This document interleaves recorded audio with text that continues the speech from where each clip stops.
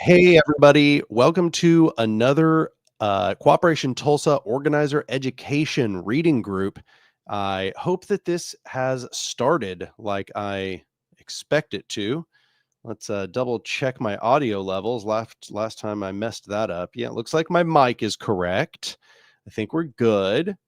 Let's check on screen here. I think that should be good now. Yes. Um, it says get rid of one of you.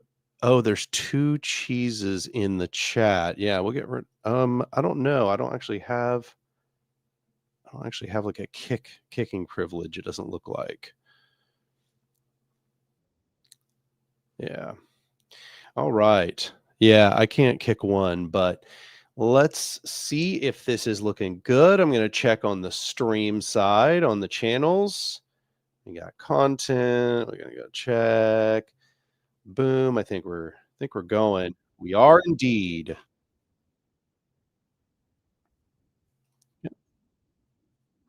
Yep, looks like it's going.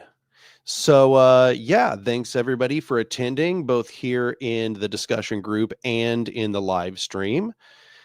This is our second session of the organizer education group being live streamed, that is. It's been going for a while. We're reading Eric McBay's Full Spectrum Resistance. So if you want to follow along with us, in the PDF, we are on page 20 of 477. I think we'll probably just end up starting at the top. But I just want to double check I got everything set up correctly before I continue on. Let's see that. Okay, get rid of this and then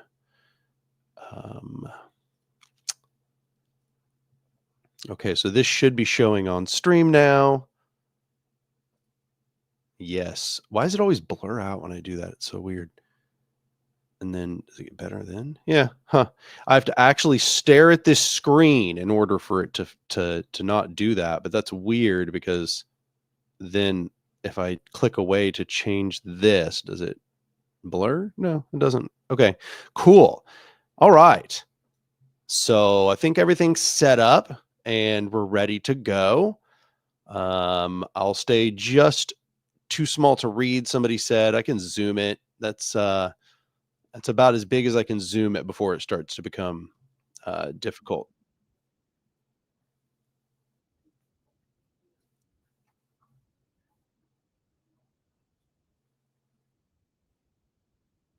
Does this help? Okay. So does that makes it makes it look better centered? Why does it blur like that? Every time I scroll away from it, it blurs. That's super annoying. Um, oh, there we go. Okay, just had to like load in or something. Very odd. What's it doing? Do you see it on the other side? Is it blurring for y'all? It looks like it's blurring on my screen. So odd. I wonder why it does that. Okay. Yeah. Yeah. Um, okay. Last thing I think I remembered figuring out was that I wanted to put the chat on screen. Let's see. Show comments on stage, I think is how that works. Um, and then I scroll over here and it should show.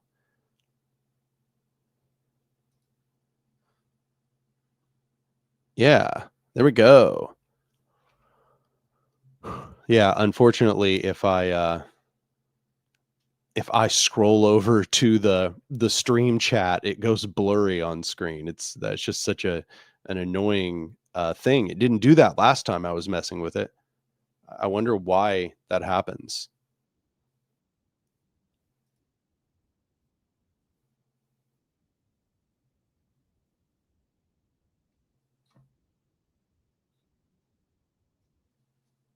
Yeah, I mean, you can just yeah, exactly. Just kind of tell me if somebody says something's wrong.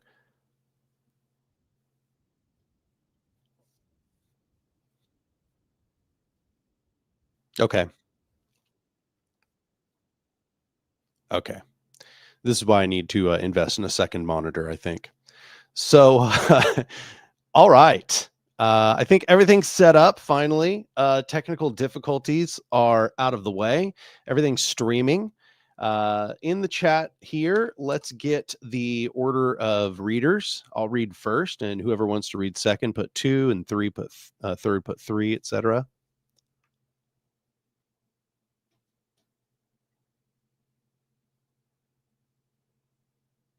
Nice. Okay, so we've got at least three readers, which is, I would say the minimum for us to have a good reading group. All right. So if I scroll over here, does it go blurry? Let's hope not. I assume it's going to be okay. So I'm going to start. What's that? Hmm?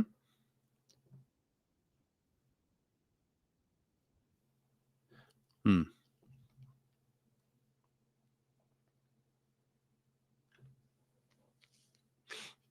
If so, you can put four or five there in the chat, and then we will have you in that order. Cool. Nice. Okay. Nice. I think we're looking good. Another thing that I just want to remind people of, this is something we forgot to say last time. Anything that you donate to the Anark stream during the live stream, I'm going to just donate straight to Cooperation Tulsa. So all those donations are going to go to Cooperation Tulsa. This is a way for you to help fund the group. But I also just want to say that if you really want to help Cooperation Tulsa succeed and flourish, and for all the projects that we're involved in to get bigger and more prolific, you should go over and become a recurring donor at our open collective. So the link for that should be in the description if I've done everything correctly, but I'm also just going to put it straight into the chat instead of hoping, I suppose. Give me just one moment and I'll get that.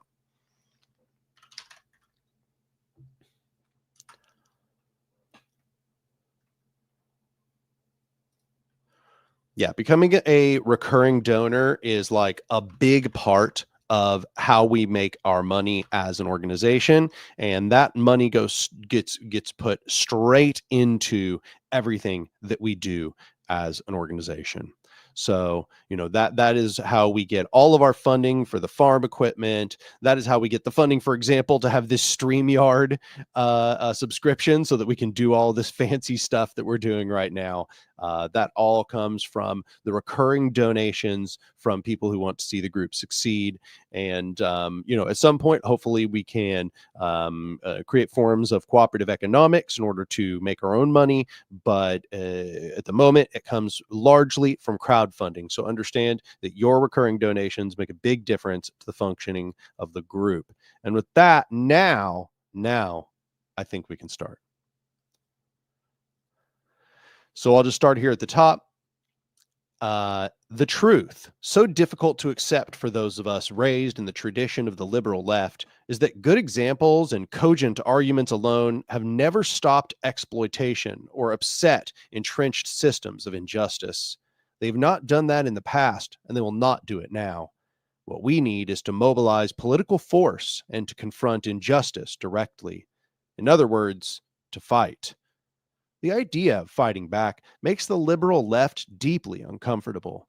This is because the liberal left identifies so closely with those in power and sees itself as part of those power structures, the quote unquote loyal opposition.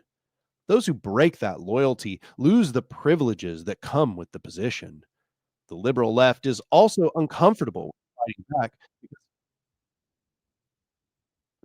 That's so annoying. I mean, I can't mess with it because I have to look at the document to scroll it. I don't know what the heck to do. I don't know. I mean, I have to look at the document to scroll it, so I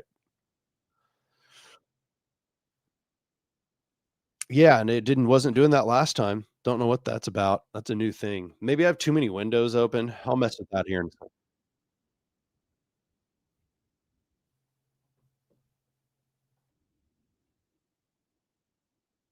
It's too many probably. Let's start closing some of them off. Get rid of this, get rid of that, get rid of that, close this guy, close that guy. Let's see. Um, um, um, um, um, um. Yeah, just so everybody knows, the problem is that the way it fixes the blur is when I have to navigate over to the window where the meeting is instead of the window with the PDF in it. So it's very hard to scroll through the PDF and also keep this thing from blurring. I have no idea why that's happening. Very weird stuff. Yeah, it just keeps going back and forth. I'm like watching the stream right now and it just keeps blurring, unblurring, blurring, unblurring. Very annoying. Because it's not like that when I look. Oh, it is like that in the feed. What is happening here? This is very odd. It's not like that in the chat or in the window. Huh.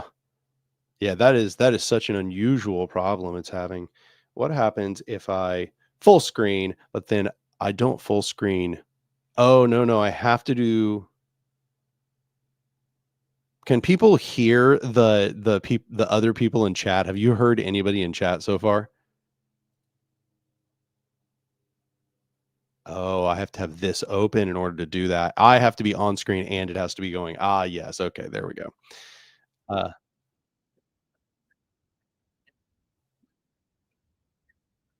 testing, testing, and Sonia testing. I think I remember what I did last time. It was something like, no, yeah, yeah, exactly. That's what it is. We figured it out. Okay, so that, and I think I have to do more than one of these.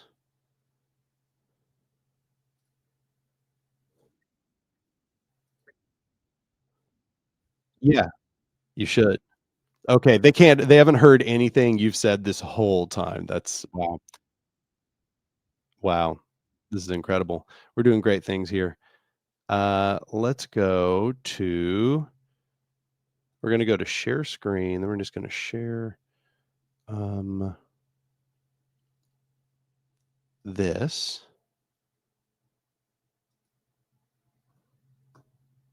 Okay, so go back to StreamYard. I'm gonna put this, add it. Then over here, I am just going to be full screen. And then wow, yeah, this is so phenomenal, isn't it? There's great things happening here. Well, I feel like this time, like after we're done, you should just write down exactly how you had everything. It really is a Oh, I huge just heard process. myself. Oh, yes, okay. I did figure it out. I'm figuring it out. I'm learning. I'm learning. Okay. There we go. Yeah, this whole time other people have been talking. You can hear someone else now. See, we did it. Magic. Magic. Okay. Uh, okay. So, back to reading then. I think we're good, and I don't think it's going to do the stupid blurring thing anymore either. I think we're good on that.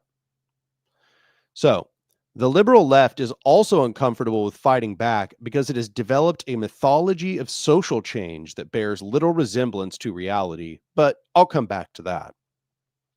Like many grassroots activists, I've grown extremely frustrated with the timidity of liberals when it comes to confronting systems of oppression, not only because they should be fighting back, but because in fearfulness they hold others back. A few years ago, I was part of a large grassroots campaign involving prisons and agriculture. It began when the federal government of Canada decided to shut down the 6 prison farms in the country. Those were farms that operated on prisons, where prisoners produced food for their fellow prisoners, got experience, and worked with plants and animals. Everyone we spoke to on the inside told us that the prison farms were valuable for prisoners and that working on the farms, a sought after position, helped them to cope with their circumstances. The prison farm program also paid for itself through the food produced. But the conservative government decided to shut the prison farms down as part of their tough on crime agenda. They wanted to scrap rehabilitation programs, criminalize more people for minor lawbreaking, lengthen sentences, and build larger super jails to accommodate all of the new prisoners this would create. Cramming huge numbers of people into tiny cells without any access to social programs would supposedly increase public safety. It quickly became clear that the conservative plan to shut down the prison farms had nothing to do with them being quote unquote cost effective. Rather, they wanted to get rid of a program that was actually offering some benefit to inmates because they felt that prisoners did not quote unquote deserve to work with plants and animals or to go outside. The prison farms, in other words, did not function as a source of punishment. Farm work was coddling the prisoners. Prisons are big business. The conservative prison plan meant that billions and billions of dollars would be spent on building new prisons, new security technology, and guard wages, along with feeding and clothing additional inmates. This money would go to the corporations that make up the prison industrial complex, corporations that profit from human suffering and the destruction of human communities. Those companies would use their profits to lobby for even more criminalization. Two of Canada's 6 prison farms are at Kingston, Ontario. I see. Two of Canada's 6 prison farms are at Kingston, Ontario, the city nearest to me. One of them is on 800 acres of land in the middle of Kingston. It's been called the largest urban farm in North America. On its 4 sides, it is bordered by a sprawling factory, a commercial strip, a residential area, and a large network of sensitive wetlands. It was apparent that if the farm was closed, the next step would be for the government to take that land and build a super prison or simply sell it for development. Next.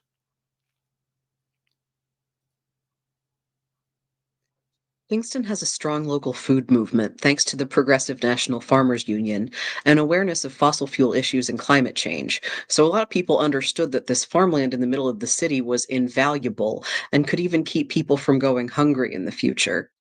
After the planned closure was announced, a group of farmers and social justice activists tried to convince the government to reconsider. They spent a year trying to meet with government officials, organizing letter writing campaigns and petitions. They explained how valuable the prison farms were, both in terms of food security and as a form of rehabilitation, that they wanted to see people released from prison healed and not hardened. The government made no substantive response aside from the occasional insult. Frustrated. Okay, can we scroll a little bit? Thank you. Frustrated at government stonewalling, some of the. Oop, I do not have my physical copy in front of me, and we've lost screen. I can still see it. Okay, it's back for me now. Sorry about that. Frustrated at government stonewalling, some of the organizers decided it might be time to escalate to civil disobedience, and so they brought me into the core group. Civil disobedience, like all forms of resistance, is more effective when organized, and we required specific things to undertake civil disobedience. We needed to gather intelligence to identify points of leverage. The main site was a dairy farm with hundreds of cows and only one main access road. If they tried to move out cattle or equipment, we could blockade that road with our bodies. So we needed to be able to watch the farm for signs of that equipment was being moved out. We needed to know who was available to show up and be arrested and when on a 24-hour basis. We needed robust ways of mobilizing hundreds of people in minutes. For a blockade, we would need communications, lawyers, civil disobedience training for the participants, and so on.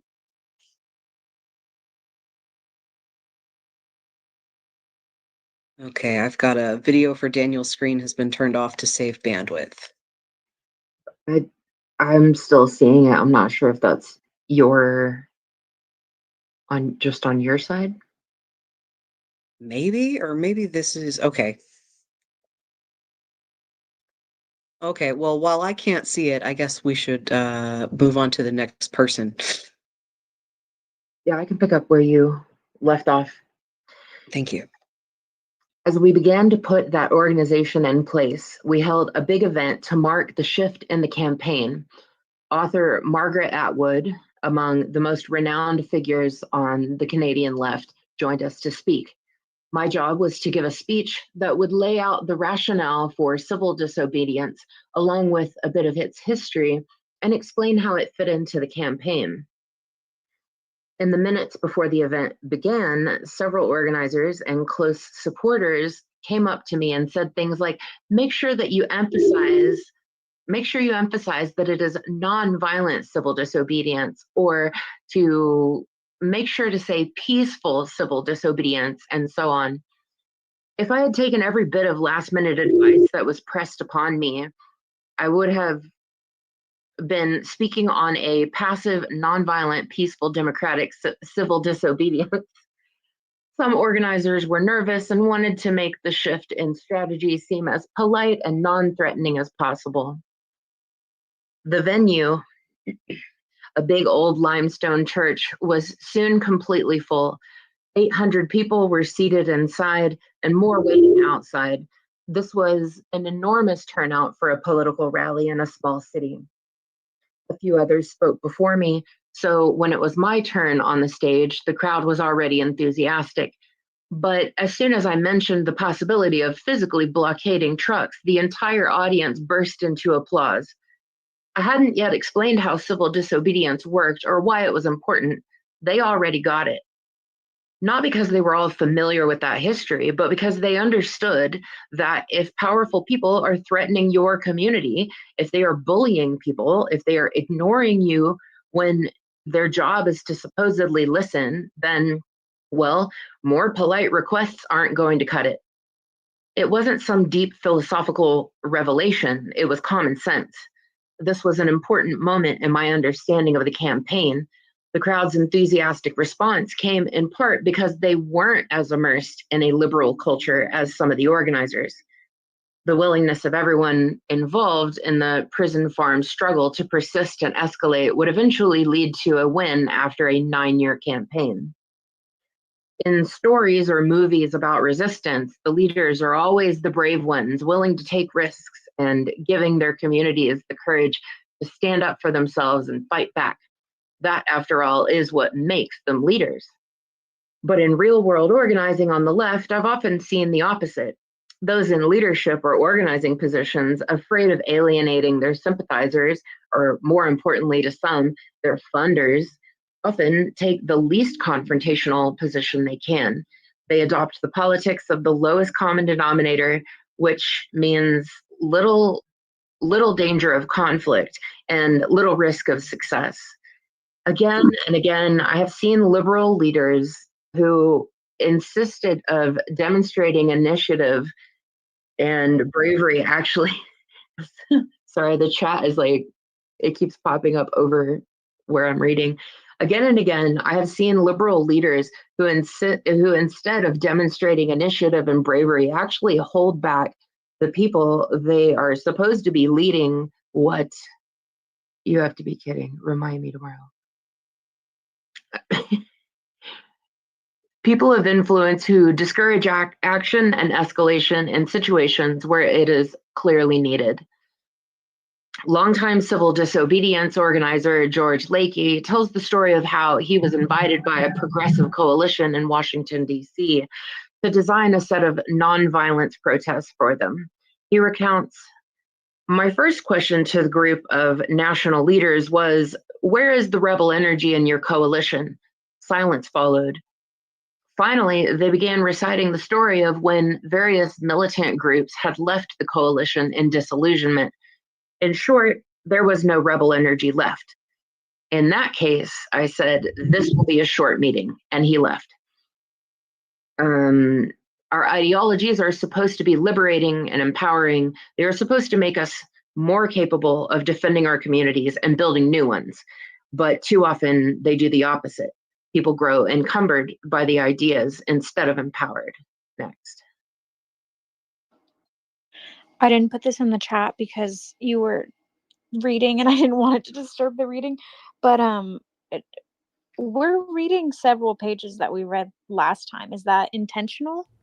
No, I just went where my PDF was, and I think what I must have done was scrolled back. So let's see, where were we at the end of last time? Do you recall like what page we ended on? Did you put it in the Discord? I'm gonna go check right now. Me too. Yeah, I was just wondering, and then I was like gaslighting myself and being like, no, maybe this was reading from the last time we read this book, but no, it doesn't look like we put where we ended last time. Let's see. I remember us talking about we fight because you can't influence. We fight because we were fighting for survival. Is that where we ended?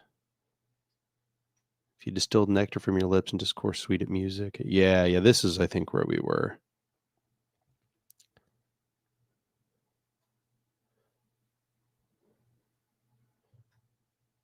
Yeah, I think this is I it. know. Oh, sorry, go ahead. I was going to say, I know we at least got to we fight because industrial capitalism is a dead end, because I remember being devastated about the fish statistic Okay. right before that.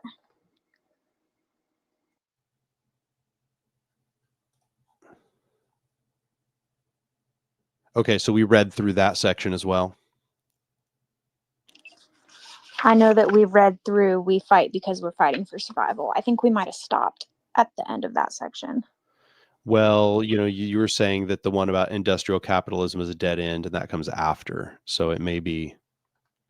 So we may. Yeah, that's what I'm saying. I know we got to at least the end of the section before that. So we got to we fight because industrial capitalism is a dead end. Yes, but I don't think we read past So that. looking on the on the last YouTube live, and it looks like the last thing we got to was we fight because there's nowhere left to run, but I don't know if we That makes went sense. into it. Okay, so let's jump to that. Whoever wants to read next can just start at we fight because there's nowhere left to run.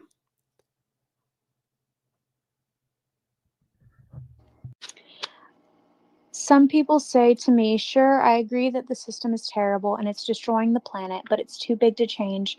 Shouldn't we just build alternative communities and try to weather the storm as best we can? I agree that the dominant culture is not going to change. It needs to be disrupted and dismantled. But withdrawal as the sole strategy will fail because there's nowhere left to run to. The dominant culture is global. Its reach and destructiveness are global.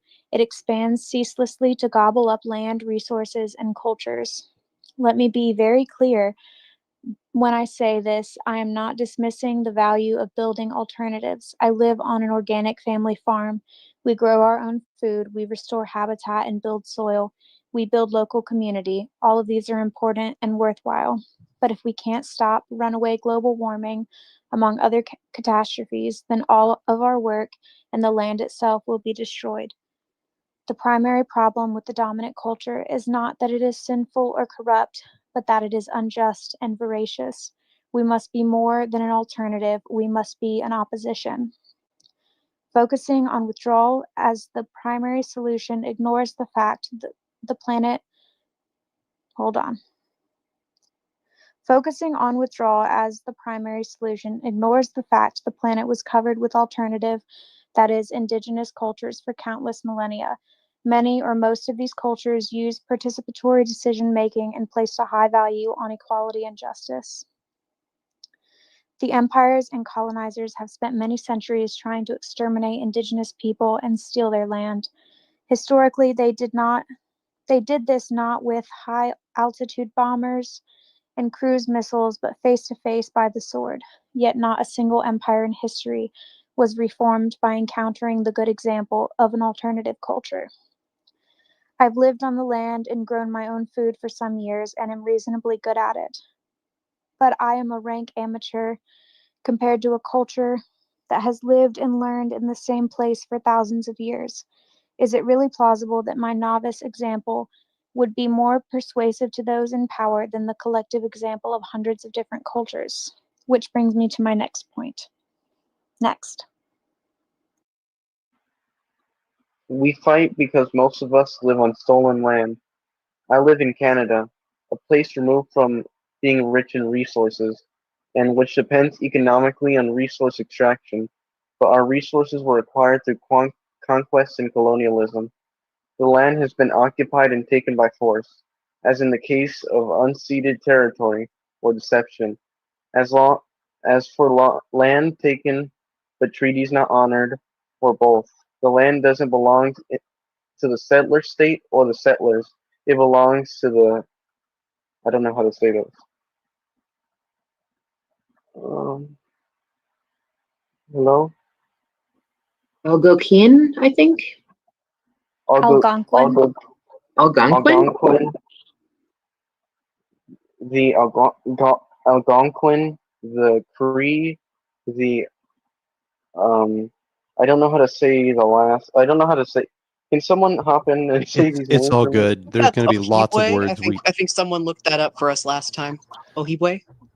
yeah, but also, don't Ojibwe. stress too much about it because there's going to be lots of words we can't pronounce in here. Just kind of maybe make your best attempt here. The Ojibwe, the Haudenosaunee, the Hade, the Dean, the Inuit, to many other indigenous groups, and to the non-humans who have lived here for thousands of years. At what point does an occupation based on genocide become legitimate? Imagine that the Nazis had succeeded in conquering the Nazis had succeeded in conquering the entire planet, that they had driven out or exterminated everyone they considered undesirable. Imagine that they had ushered in a global Third Reich. When would that occupation become legitimate? When would it become acceptable? I would answer never. The good Germans might forget the crimes their society was based on. Some of their descendants might, one day, become critical of those crimes, but that would not reverse the atrocities that had taken place. That would not change the fact that their society's foundation, its template, was conquest and occupation. Colonialism is not inconvenient afterthought. It in an otherwise good culture. It is not a misunderstanding that comes from failing to value the arts and culture of indigenous peoples. It is the original sin of civilization. It is the sine non of modern technological society. Industrial capitalism in the Americas, indeed the entire world, exists only because indigenous cultures were attacked and dispossessed of their land. Without there would be no resources based for industrial society. Do I keep going or stop? We've been reading like 2 pages, but you can trade off whenever you like.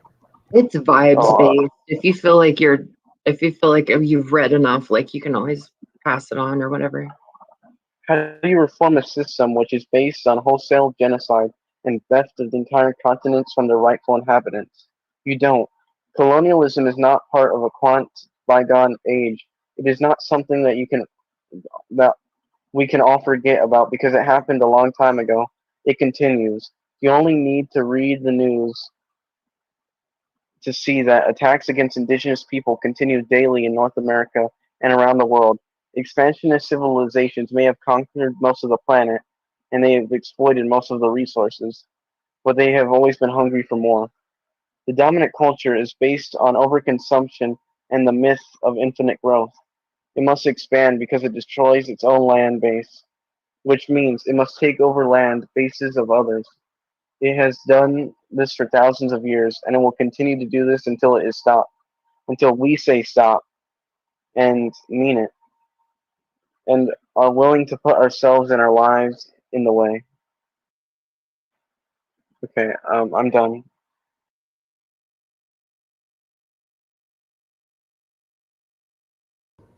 I think it's me next. Okay. We fight because the institutions of democracy have failed. Almost everyone recognizes that corporations have more power than people do. For a country to be quote unquote democratic means that it is run by the people, that people are the dominant force in that society. Since corporations are the dominant force in most countries, since laws are made to suit them and court decisions to benefit them, most countries are not, by definition, democratic. Whether a country has a representative electoral system is secondary. If government is not accountable to the people, it is not democratic.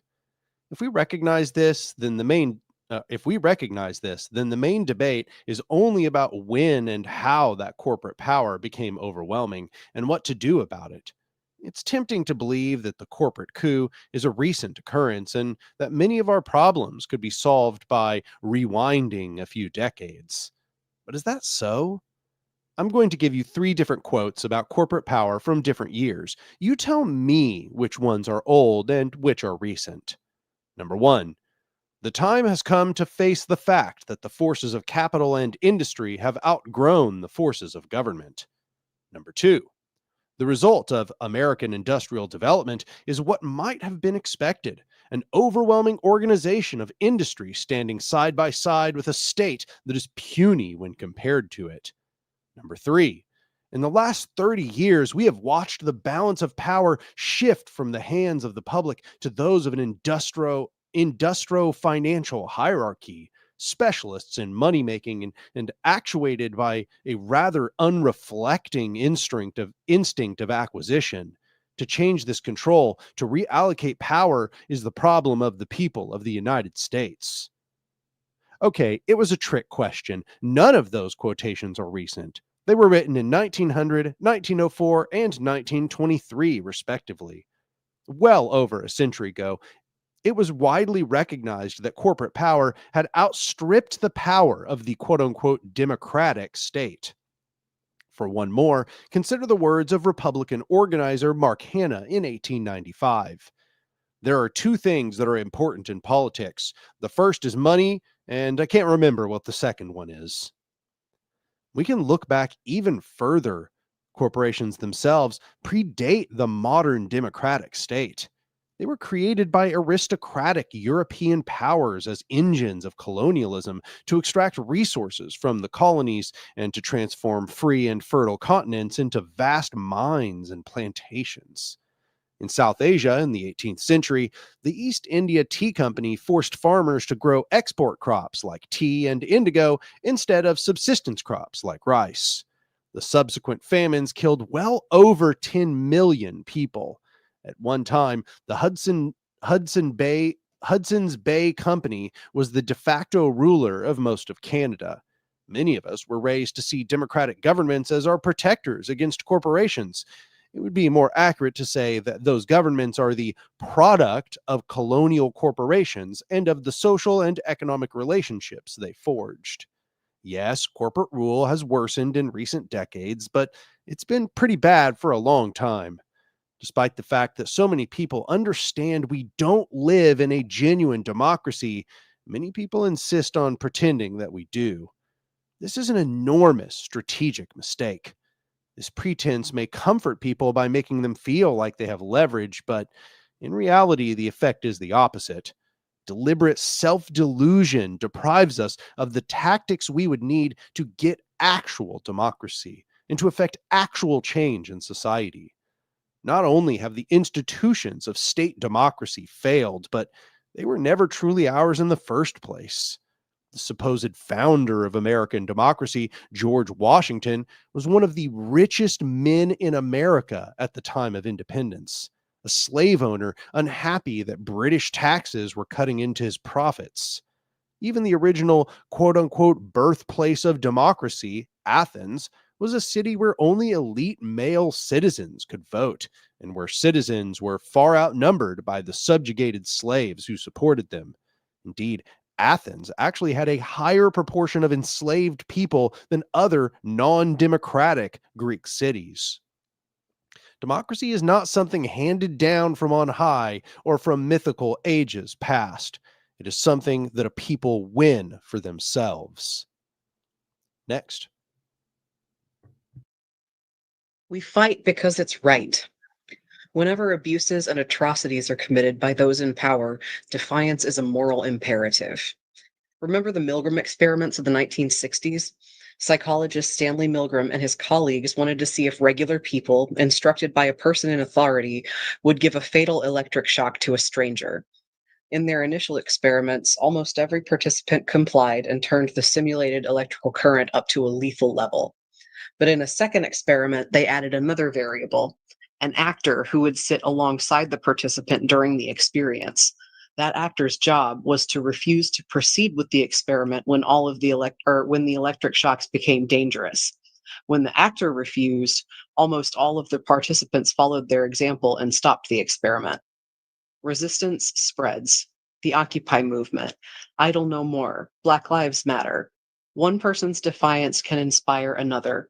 One person's resistance can allow many other people to stand firm. Victory should always be the goal, but even when there is no clear path to success, resistance is still right.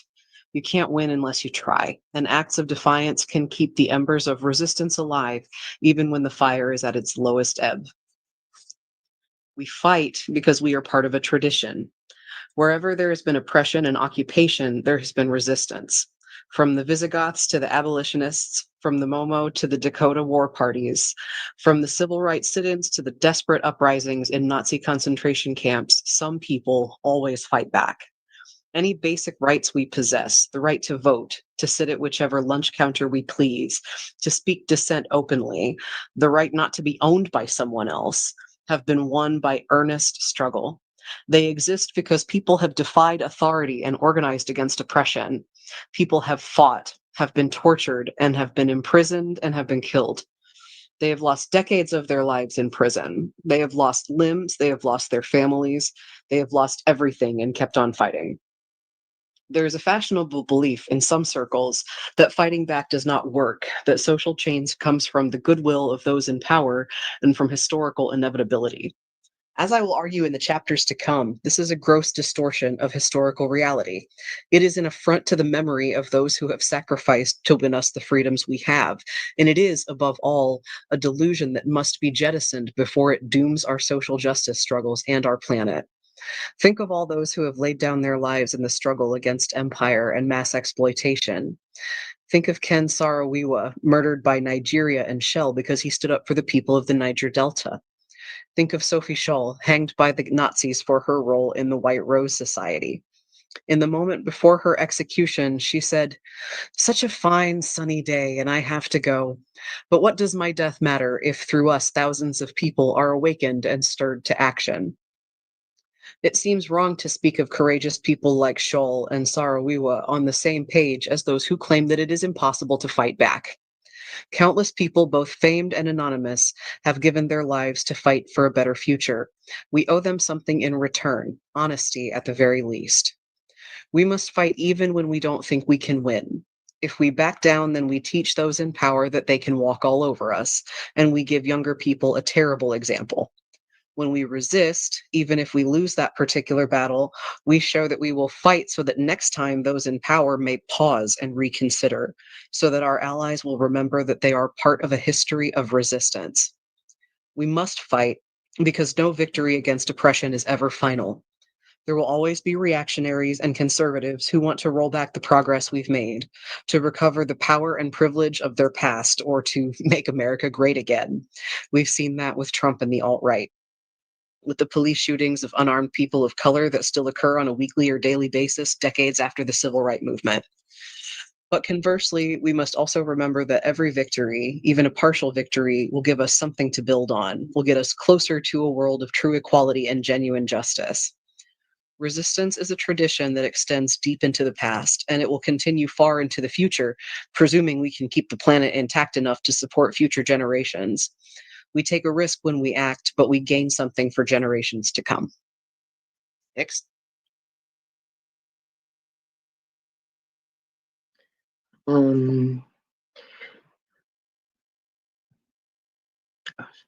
We fight because most people won't. Most of the globally wealthy are too privileged, too indoctrinated, too short-sighted, too distracted by the 24-hour media spectacle to fight back. And most of the globally poor are preoccupied with daily survival and other primary emergencies. That said, the dispossessed are still fighting a hell of a lot harder than the privileged. Education alone is never going to be enough. Education often becomes an impediment to things we should just be doing, argues Indigenous resistor Sean Brandt of Tyendinaga. We could spend decades saying the same thing over and over, but if we wait until we convince everyone, we will be waiting forever. Not everyone is going to like us. The left believes in education and truth. These are wonderful things, but the belief that truth will inevitably win out over falsehood and that history is a one-way roller coaster of human progress is a dangerous mythology. Look at Donald Trump or the growing popularity of authoritarian leaders in many countries.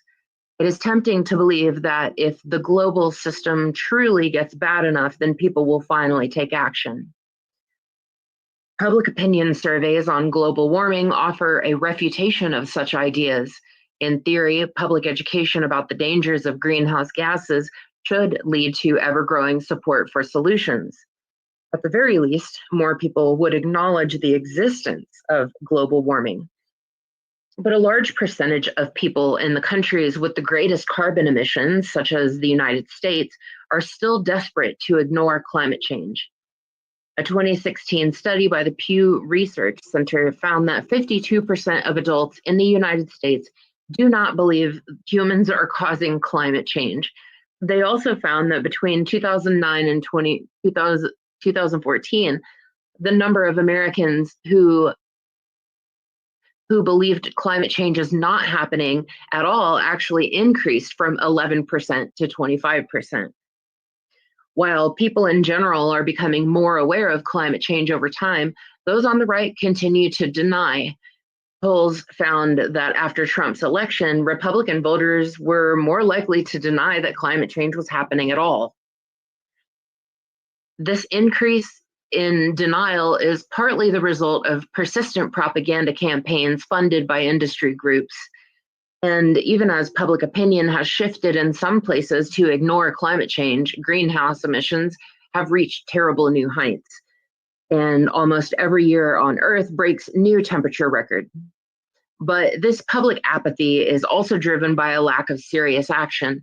Psychological research shows that when people do not make an appropriate response to an emergency, bystanders mentally downgrade the seriousness of the situation. The idea that action will finally happen when things get bad enough was even present in Germany as Nazi influence grew. Many communists believed that once Hitler gained power, he would finally be revealed for the monster he was. Then the working class would rise up and fight. The slogan of the German Communist Party in the early 1930s was, after Hitler comes us. Using this slogan, the Communist Party refused to enter into a coalition with Jesus Christ, I did not know this.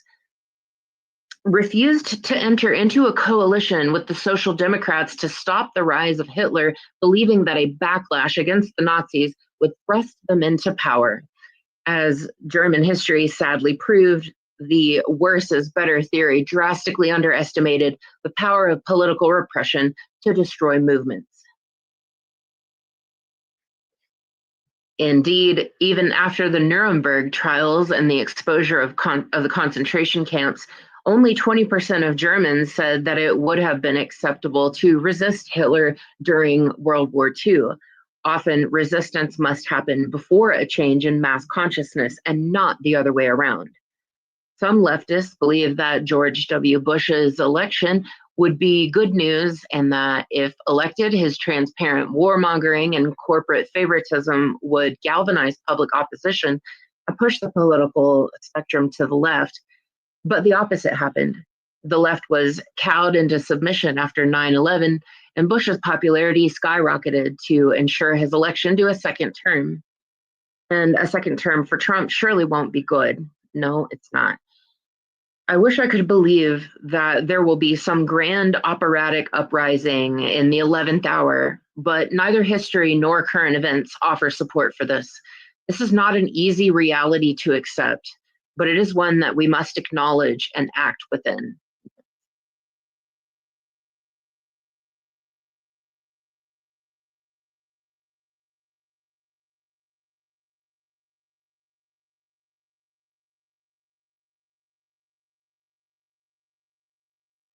Ollie, are you still with us? I think Yeah, you're not. sorry. I didn't hear you say next. My bad. Sorry. We fight because we want a real future, explaining why they fought so hard. Civil rights activists Unita, is that right?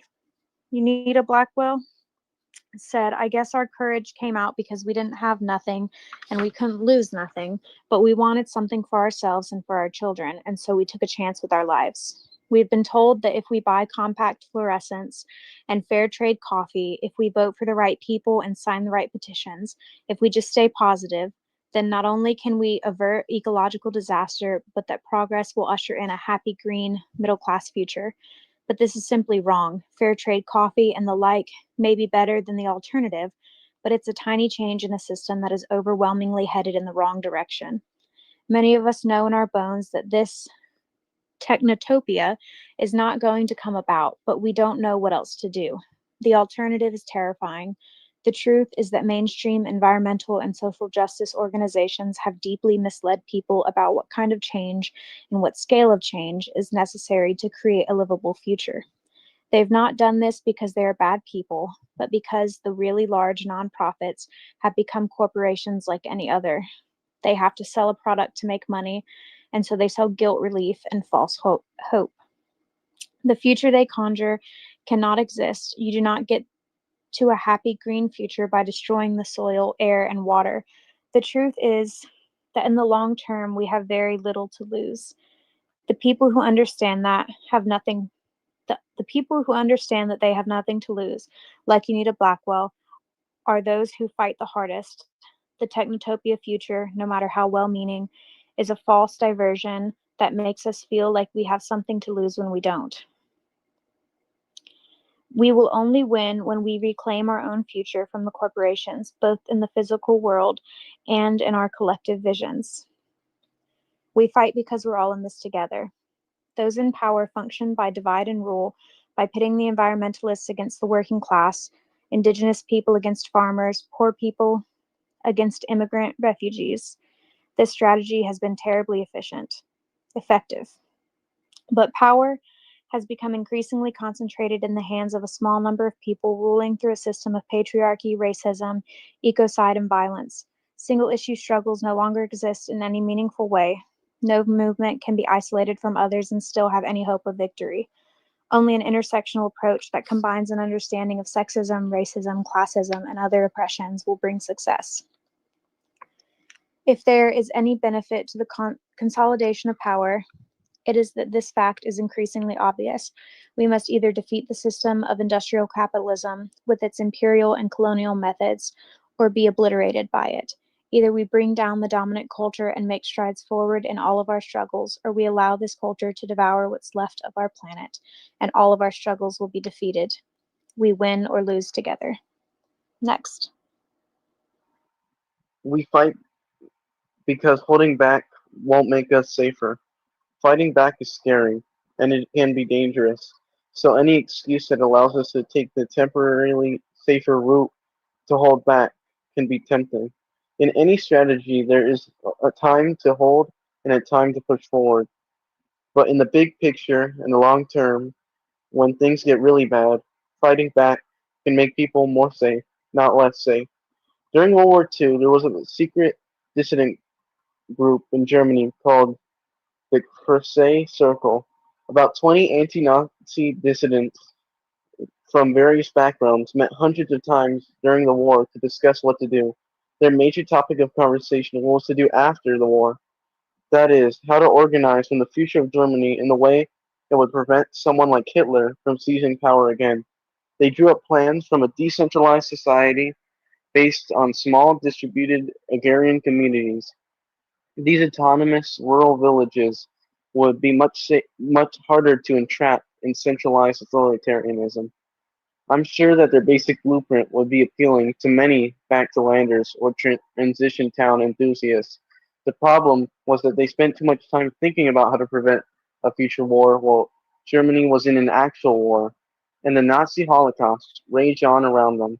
Yes, they were brave and took courage to engage in any dissident political thought in Nazi Germany, but in hindsight, this was probably not the highest priority. The Crusade Circle chose a goal that was relatively safe, marking a future German society, remaking a future German society, but also one that would have no leverage over. A few associates of the circle became discontented with the lack of action and carried out a failed assassination attempt against Hitler on July 20th, 1944. These failed assassins were hanged, along with many members of the Crusade Circle and other dissident groups. When things get really bad, holding back doesn't help. I asked Dakota activists and the writer Wazatawan about collaboration and resistance among indigenous peoples. I think there are a couple of important lessons I draw from indigenous resistance struggles here. She told me the first was it mattered little whether people resisted, fled, or acquired the colonized society, or acquiescence to colonizer society, because in the end, we all suffered pretty much the same fate. Thus, it is some of our people are engaging in the acts of resistance today. We will not save ourselves by betraying that resistance. It is in our best interest to fight.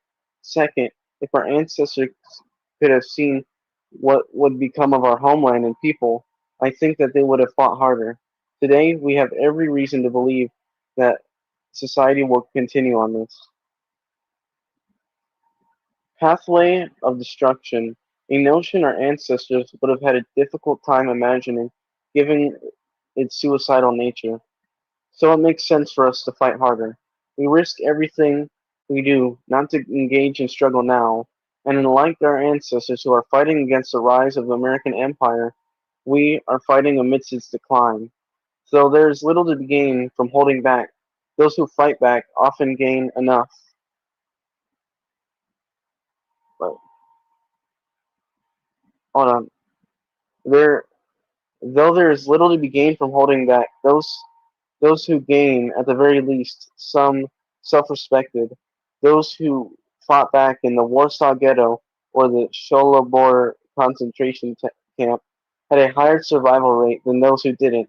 In the modern day, in Canada, suicide rates in some Indigenous communities are as high as 800 times the national average, while others have little or no suicide. The difference? A 2003 study showed that Indigenous communities who undertake militant or organized resistance have the lowest suicide rates. Fighting back can save lives in more ways than one. It is possible to be too nice to those in power. I've written elsewhere about how John Brown, in the course of trying to seize an armory and start a guerrilla war against slavery, paused to allow the defeated defenders of the armory a chance to order out for breakfast and make escorted visits to their family. While he was doing this, instead of staying mobile in the way a guerrilla must, an army unit marched over and captured his band. Brown and the others were hanged. The consequences of John Brown being too nice, or perhaps as a friend of mine suggested, trying to determine compassion and empathy to slave owners was or demonstrate compassion and empathy to slave owners was exactly the prolonged and bloody civil war that John Brown had been trying to head off. Nice actions don't always have nice consequences. Understand that those in power have a different psychology than those who resist. Sociopaths, from dictators to conmen, look at niceness or a desire to compromise and see vulnerability. They see an opportunity of exploitation. They see weakness. Holding back won't truly make us safer, but fighting back can. Of course, those in power will try to repress those who fight back, often violently, and of course, they will attack those who are effective, and even those who are ineffective. That's exactly why we have to stop them. Next. It's actually like 8:35 now. Yup. Should we It's my keep reading or turn. go to the discussion? What's that? I said, should we keep reading or go to discussion? Oh, no, it's time to move to discussion. So it's my turn, and that's a perfect time for the transition. So that's the end of the reading portion of the group. Now we're going to move into the discussion period. So, as usual, I just want to open the floor. Did anybody have any particular parts of the reading this evening that stuck out to them?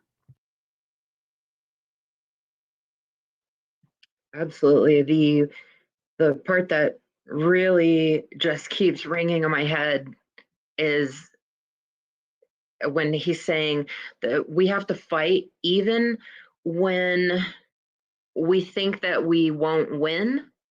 Like, even if you think you can't win that fight, like, you have to fight it anyway, because it does make them realize that we're not going to be so easily pushed around. And I can think of several instances in my own history where that was absolutely true, where it just makes the authorities realize that they're going to have to very carefully choose their battles, because they might win, but at what cost? Like, what is it going to cost them? And for a lot of these things, like, we went into it knowing that, we weren't going to like win, but that it was going to make them have to think twice. And I can think of one perfect example of this where I was not there, but thinking of the Elm Fork John Brown Gun Club in Dallas, defending a homeless, houseless encampment, like a tent camp. And when they tried to sweep the camp, Elm Fork John Brown Gun Club came in and basically like held off the city authorities long enough to let everybody at least like pack up their things and make a plan for like where else to go. And the way that the city officials interacted with the houseless encampments in the future was drastically different than the way that they had done it before the people stood up and put their foot down. So yeah, that part.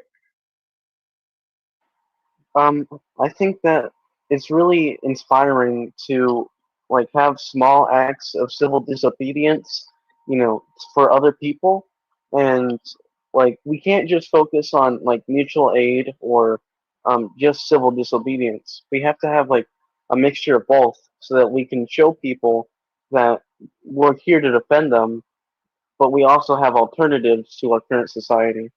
And small acts of civil disobedience, even like the smallest thing, can lead to bigger domino effects, and it can show, other people. And I think that's something that I got out of it, and I really enjoyed.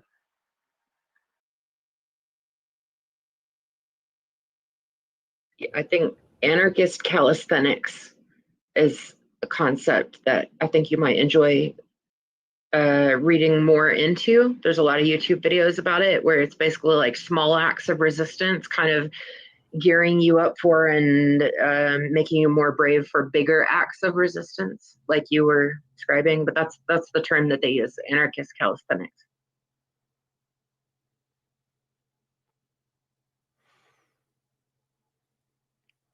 Yeah, no, I think there was a lot of valuable stuff in the part that we read this evening. It reminds me, I was just watching an Instagram reel earlier. It was ICE agents going onto a farm, and they were trying to pressure this farmer essentially to start turning over their workers. And the guy was like, you're in the wrong place right now. This is cowboy country. You come around here and you try to tell me what to do, and we're gonna have to tussle, my friend. And and you hear the I ICE saw agents being, that, and he was just a big old good old boy. yeah, he was a big old black guy with a cowboy hat on and cowboy boots, and you hear the ICE agents being like, well, we don't want to tussle, and they kind of stop in their tracks once he says that. I think that people really underestimate the degree to which people in power assume you're just going to bow down when they come in with force. And when you tell them, hey, you're going to encounter force if you do that, they reconsider, they change their angle. They don't want to get hurt any more than anybody else. That's the entire conservative approach, is to just try anything and everything and like demand like the absolute biggest thing and just see how much they fight back. Because most of the time, if they is liberal Democrats, they're not going to fight back. they're going to say like, oh well, what if we just give you guys a little bit of ethnic cleansing as a treat, but then encountering radical leftists who are, Second Amendment fans, they really think twice.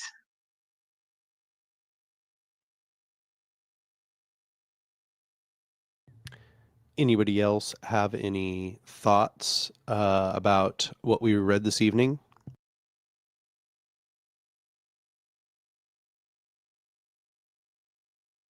I like that they brought up, I think we talked about it a little bit last time, the psychology of like bystander theory or whatever it was. It's like the the bits of anarchist calisthenics and all of that those are setting examples and like showing people that like, hey, another thing is possible, like so I think that I don't know, it was just really I like that they tied that in with the whole thing.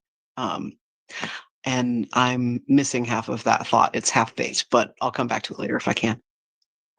I think that what they were talking about with like Nazi Germany and how people, wanted to create a society after the fact instead of during, it could be very important to like the current leftist political thought in which, there's ideas that everything is just going to pass over and people will naturally rise up.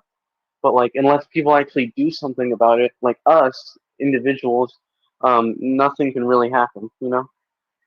Well, yeah, I think, it takes people doing like anarchist calisthenics and these small acts of civil disobedience, and it helps with like the bystander effect because a lot of the time people just go with the flow or whatever that means, like to stay within the current like hierarchical realism.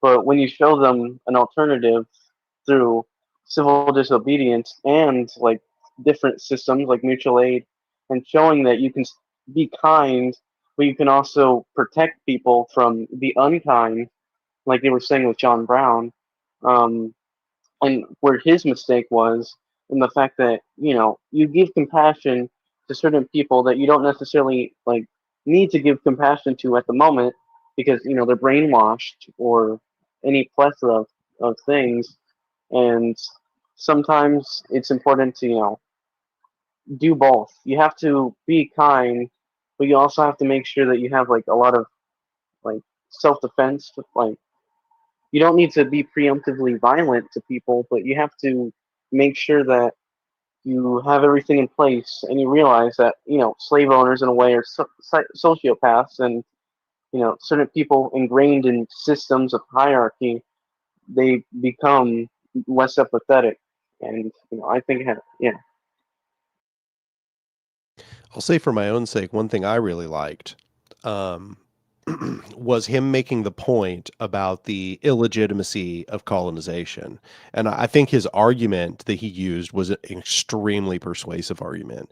He was like, imagine that like Nazi Germany had conquered the planet and destroyed all of these societies that existed beforehand and claimed that they owned all those places.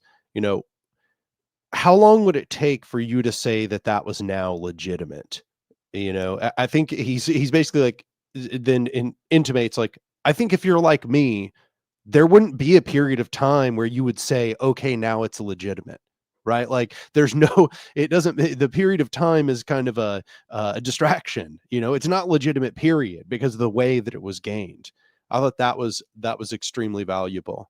That was a good way of looking at it. Also, in that same part, I thought it was valuable that he said, like, he kind of that like segged into an argument about how uh you know just creating alternatives, hoping that the alternatives are going to change their minds. If that was going to work, it would have worked a long time ago. Because once again, when they first came here, there were already, thousands, tens of thousands of distinct indigenous societies that were working great. and they clearly demonstrated an alternative, and it didn't work. There was more of them then than now, and it made no difference. They bowled them over completely nonetheless. So no demonstration of an alternative to the enemy powers is going to get them to practice kindness and goodness and be like, well, you know what, you're right, you plucky kids, you really showed us that our power structure wasn't the right way of doing things. We're going to give you power after all. You know, I think those were all like very persuasive arguments he made in that section. Well, I mean, it's conservatives, fascists, everybody on the right wing, they pretty much only respond to like a show of force, and they're not about negotiation. It's all about force. Their whole mentality of like alpha shit. It's all about like, this isn't a negotiation. I'm just going to like take it by force. And so the only thing that can counter that is more force, fire with fire. But also, one thing that really stuck out to me, there was a mention of a study, which I'm going to go find after this, a study from 2003 with Canadian Indigenous communities, and it was talking about suicidality rates, and that overall it's like 800 times that of the standard non-Indigenous communities, but they had noted that communities that had a strong resistance movement had a significantly reduced suicidality. And that is something that I try to tell people all the time. I didn't know about this study, but I'm definitely putting it in the toolkit. But like, if you are feeling hopeless, if you are feeling distressed about the state of things, getting involved, even if you don't think you're going to win, getting involved in doing something with a community, doing activism, organizing, even like mutual aid or direct aid, that will relieve so much of that hopelessness. Being surrounded by helpers will, you come to know that like, not only am I doing things, I'm surrounded by people who are also doing things, and it's not hopeless. And I think like the absolute worst thing that people can do for their own psyche is to do nothing, to stay at home, be isolated, be online at all times, and never out in your community, because it really keeps my doomerism in check. Absolutely.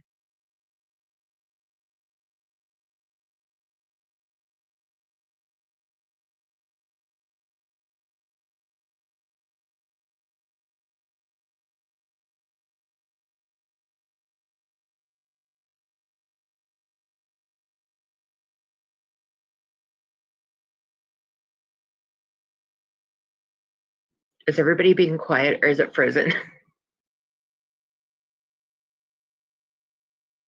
Oh shit. Being quiet. Okay. No, it's, I was just taking a phone call real quick. If anybody else has any other thoughts, we have what, about 10 more minutes?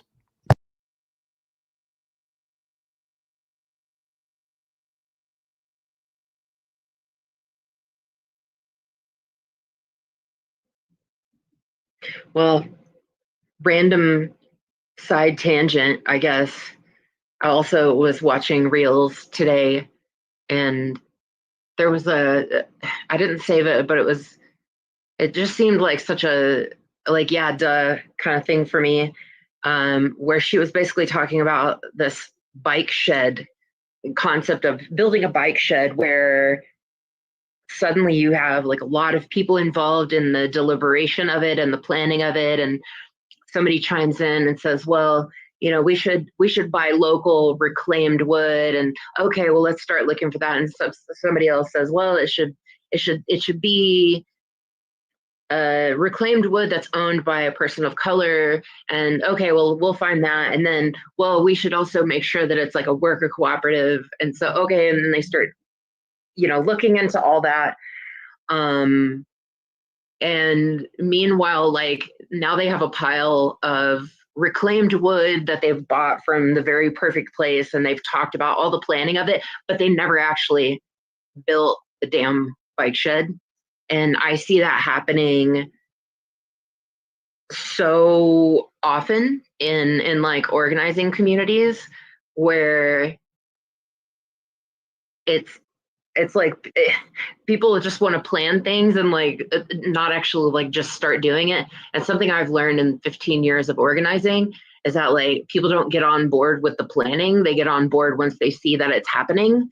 Like if you're actively hammering the posts up, then people will join you. But nobody really gets on board with, I think maybe that's because everybody talks shit about what they're going to do.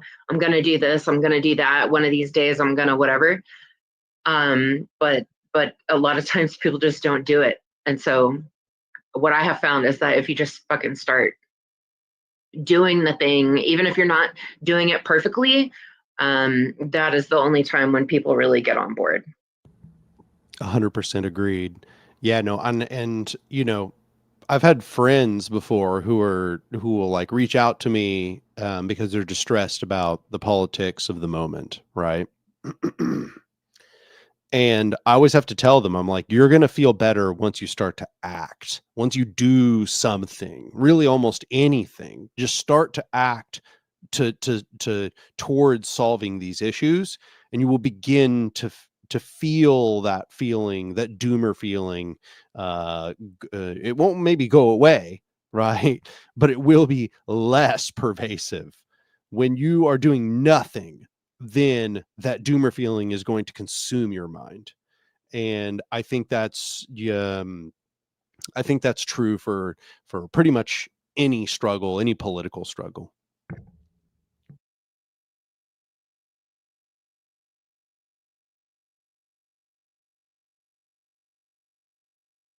And from there, one of the things that I really like that you brought up, Theo, was the understanding that we're not going to win.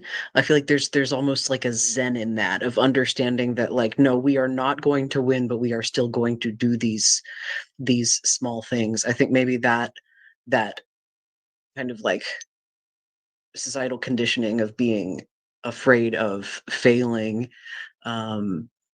is kind of keeping people from being able to.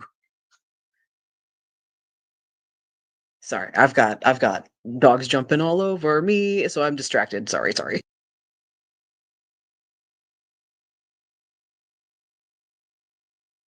Yeah, I think it's important. It's in my mind, it's not an acceptance that we won't win. It's an understanding that we don't know. Like, you have to act regardless, right? Like, if we are going to succeed, that success will be the result of all of the discrete acts that we did to succeed. But if we presume we're going to fail, I think in a general sense, people are probably a lot less likely to act. But we have to accept that it's like we can't really know what the outcome necessarily is going to be. We have to just act, recognizing that it's necessary. I think that it's really important that people act out of a sense of necessity. It kind of comes back to like that thing he said about how if people see that others are not reacting appropriately to an emergency, they downgrade their perception of the risk of the emergency, right? Like if a whole house is burning down, but everybody's just kind of standing around like, all right. I guess, in their mind, they're like, well, the house must not be that important, or, oh, okay, they got all their stuff out, or they just make kind of assumptions about why, oh, people just don't seem to think it's very urgent. So I guess it must not be. Um, and I think that's a big part of it. That's that you have to struggle, and you have to do so urgently, and you have to act with like this dire urgency, this dire sense of necessity, so that others recognize that that's how they should be acting too. Like there's so many elements of why that we struggle without any expectation of success, because we don't know if there will be success. We just know it has to be done for us to succeed, right? Like if the house is half on fire, we still need to put it out so we can salvage the other half, even if we can't save the whole house, you know? Yeah, I think, I've talked a lot in the past about how people pretty much only respond to urgency. Like they need to see you being demonstrative about the urgency of the thing for them to believe it. And like this comes into play everywhere. This comes into play with my doctors. When I go to the doctor, I have to be demonstrative about it, or if I'm too calm, they won't believe me. But as something that I have said over and over is that people are really good at acute empathy and bad at chronic compassion, because like the acute empathy is really urgent. It's something really urgent. The building's on fire and there are kittens inside, and if you're visibly panicking, people are more likely to act because they see, oh, this is a really urgent situation. But the chronic compassion, where it's less urgent feeling, then people tend to drop out. And so sometimes you kind of have to make it dramatic and make it urgent, because that's the only way. I don't know why that is about like people's psychology, but that's how people's brains kind of respond.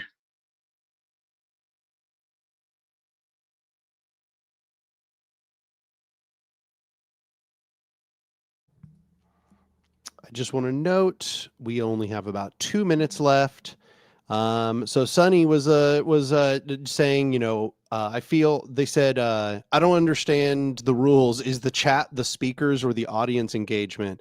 Well, the audience engagement is something we kind of want to implement a little bit, but this is, the focus is supposed to be on the people who are actually like in the reading group.